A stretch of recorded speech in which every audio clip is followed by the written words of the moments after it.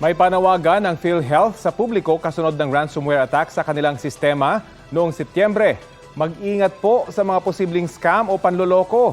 Pwede raw kasing targetin ng mga hacker ang mga miyembro sa pamamagitan ng tawag, email o text. Umiwas daw sa mga link na nangihingi ng password o kaya ng OTP o one-time password. Inirekomenda rin ng ahensya na magpalit ng password at paganahin ang multi-factor authentication.